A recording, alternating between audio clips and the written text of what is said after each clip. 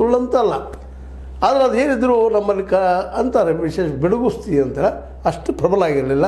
ಎಲ್ಲ ಒಂದೊಂದು ಸೈಡೆಡ್ ಇದ್ದಂಗಿದ್ದವು. ಅದು ಅಡ್ಡಿ ಇಲ್ಲ, ಸಂತೋಷ. ಅದರಲ್ಲೇ ಜಾರಕಿಹೊಳಿ ಸಹೋದರರು ಬೇರೆ ಸಾಧಿಸಿದರು. ಇನ್ನು ಅವ್ರು ಬೇಕಾಗಿದ್ದು 2 ಸ್ಥಾನ, ಅದನ್ನು ತೊಗೊಳ್ತಾರೆ. ಈಗ ಇದ್ದವ್ರು ಹೋಗಕ್ಕೆ ರೆಡಿದ್ದಾರೆ.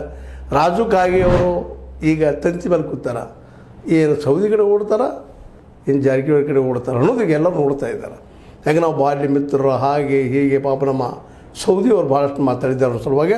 ಇವತ್ತು ಅವಿರೋಧ ಆಯ್ಕೆ ಆಗಿದ್ದಕ್ಕಾಗಿ ಅದೊಂದು ಉಪಕಾರ ಆಗಿದೆ ಅವ್ರ ಮೇಲೆ ಜಾರಕಿಹೊಳಿ ಸಹೋದರರಿಂದಾಗೆ. ಅಷ್ಟು ಏನು ಮಾಡ್ತಾರ ಅನ್ನೋ ಸಹಿತ ಕಾದು ನೋಡ್ಬೇಕಾಗಿದೆ.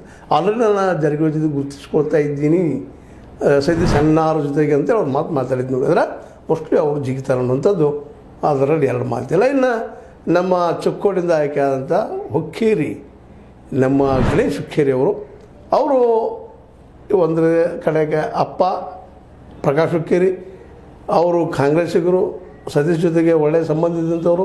ಇನ್ನೊಂದು ಸಂಬಂಧ ಕತ್ತಿಯವ್ರ ಜೊತೆಗೆ ಎತ್ತು ಹೋಗ್ತಾರೆ, ಅವರು ಸಹಿತ ನೋಡ್ಬೇಕಾಗಿರುತ್ತೆ. ಅವರಿಬ್ಬರನ್ನು ಈಗ ನಾವು ಹೊಲಿಸ್ಕೊಂಡಿವಿ ಅನ್ನೋಂಗೆ ಹೇಳಿ ನಮ್ಮದು ಮೆಜರ್ಡ್ ಆಗಿದೆ ಅನ್ನೋಂಥ ಮಾತಾಡಿದ್ರೆ. ಆದರೆ ಬಾಲ್ಯ ಜಾರಕಿಹೊಳಿ ಅವ್ರು ಮಾತ್ರ ಇಲ್ಲ, ನಮ್ಮ 7 ಆಯ್ಕೆ ಆಗ್ಯದ, ಇನ್ನು 2 ಹೊರಗಿನವ್ರು ಅವಿರೋಧ ಆಯ್ಕೆ ಆಗ್ಯದ. ನಾವು ನಿಲ್ಲಿಸೋದಲ್ಲ ಅಂತ ಹೇಳಿದ್ವಿ, ಅದಕ್ಕೆ ನಿಲ್ಲಿಸಿಲ್ಲ.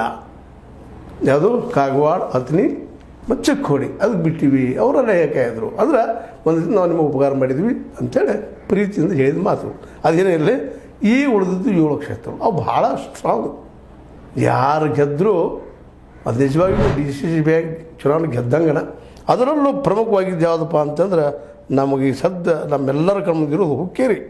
ರಮೇಶ್ ಕತ್ತಿಯವರನ್ನ ಹುಕ್ಕೇರಿಯಲ್ಲಿಯೇ ಸೋಲಿಸ್ತಾರ ಜಾರಕಿಹೊಳಿ ಸಹೋದರರು ತಮ್ಮ ರಾಜೇಂದ್ರ ಪಾಟೀಲರ ಮೂಲಕ.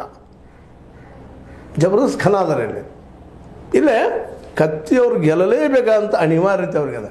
ಅದೇ ಕಾಲಕ್ಕೆ ಜಾರಕಿಹೊಳಿ ಅವ್ರಿಗೂ ಸಹ ಇದನ್ನು ಸೋಲಿಸಲೇಬೇಕು ಅನ್ನೋದು. ಯಾಕಂದ್ರೆ ಇಲ್ಲಿ ಸೋಲಿಸಿದಾಗ ಮಾತ್ರ ಹುಕ್ಕೇರಿಯಲ್ಲೇ ಹೋದ ಮಾನ ಅಲ್ಲಿ ಮತ್ತೆ ಪಡೆದಂಗೆ ಆಗ್ತದೆ ಅನ್ನೋದು ಅವ್ರ ಚಾಲೆಂಜ್.